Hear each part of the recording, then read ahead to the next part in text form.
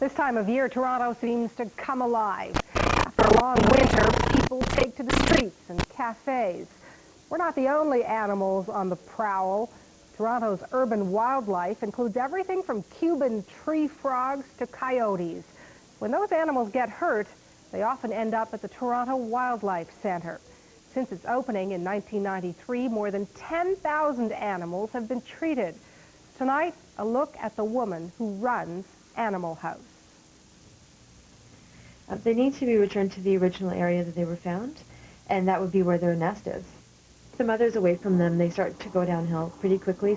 So 17 to 19 days to hatch, so about a little over 2 weeks, and they'll hatch. Is the mother on the eggs?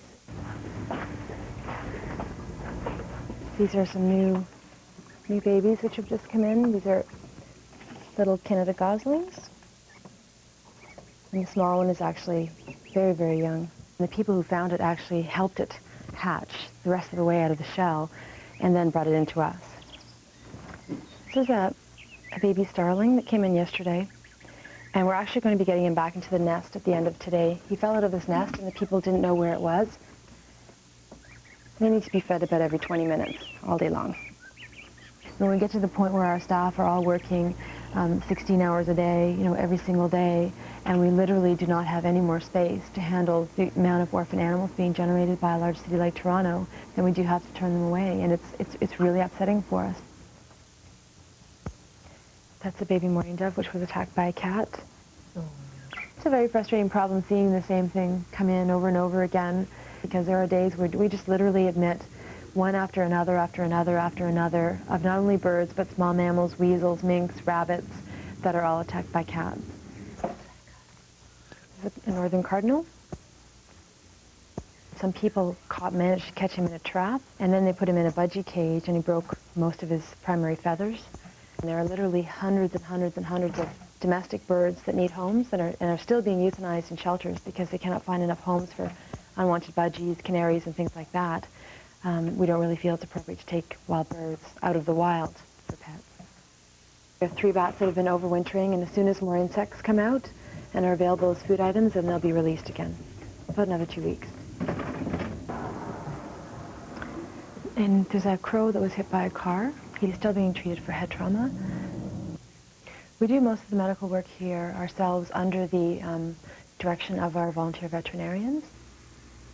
One of the hardest parts of the job is either when an animal has to be euthanized or dies, dealing with the stress and grief situations adequately so that you don't get burned out and you don't get just completely frustrated and desensitized, and this is something you just can't allow to happen. This was the police military building for the Downsview Air Force Base. This is one of the reasons why we leased this building, is because of the jail cells. This is an adult fox, and this is what he does to his enclosure every single night. He came in hit by a car. He had several fractures in his pelvis, which have healed, but his tail was completely dead, and part of the tail had to be amputated in a surgery about 3 or 4 weeks ago. So this is about a 6-week-old baby squirrel. We do get abuse situations. We get wild animals in where people have hit them over the head with shovels. We had 2 baby squirrels last year that were thrown off a 6th-floor balcony. These were baby squirrels who were so young that they weren't even actually able to see or walk yet. It's a very cluttered kitchen with lots of people getting food for animals. These are fish that we used to feed to a lot of different types of fish-eating birds. We also have turtles in right now. Baby foxes eat this. We also get frozen chicks. That's kind of gruesome, but we need frozen chicks basically for birds of prey, foxes, coyotes. There are a lot of the wild animals we get in that just eat meat, basically. This is a lovely meal for an opossum. We get about 200 different species of wildlife, so they all eat different things. A lot of the animals we get in eat insects, a lot of the birds and bats, and there are colonies of mealworms that we keep going all the time. These are live fish we have to keep in stock for the bittern, which is a heron, who only eats live fish. And this is actually the bittern that eats them.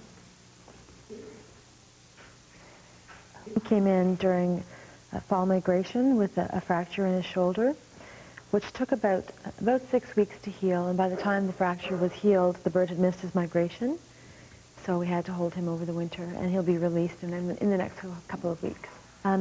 Because Toronto is a type of city that has so many green areas and green belts and ravines running through the city, there's a lot of wild animals in the city that a lot of people don't realize are here.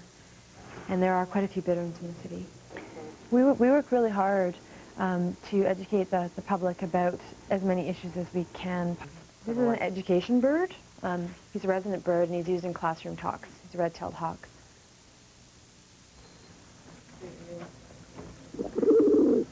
This is our rock dove room. Everybody calls them pigeons, but they're rock doves. Being hit by cars a lot, shot, flying into hydro lines, being attacked by dogs or cats, being poisoned, a lot of different reasons they come in for. These birds here wouldn't normally perch on little sticks, in trees. In the wild, they would roost on cliff ledges, so we provide them with little blocks. You can see that they really like their little blocks. Most of them stand on their blocks all day long. The Wildlife Center is funded almost entirely by private donations from the public. Even a baby wild animal, which may seem like a small little entity, may require 6 months of care, and a baby bird may have to be fed every 15 or 20 minutes, 14 hours a day. So it's a lot of work, and the donations are basically what keeps us going.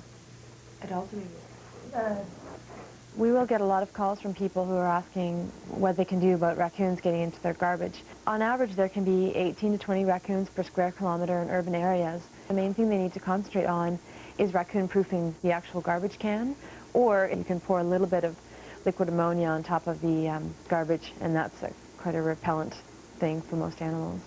One of the most common ways that people deal with wildlife problems is trapping and relocating wild animals.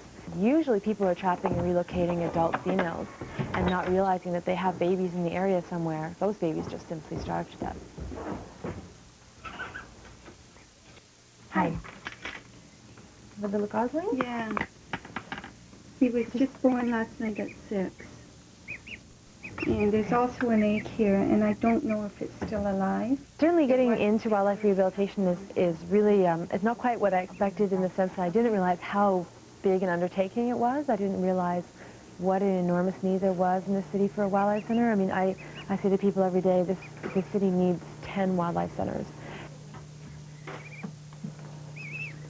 How concerned are you about the dangers facing our urban animals? Let us know. Also, share your thoughts about our program and the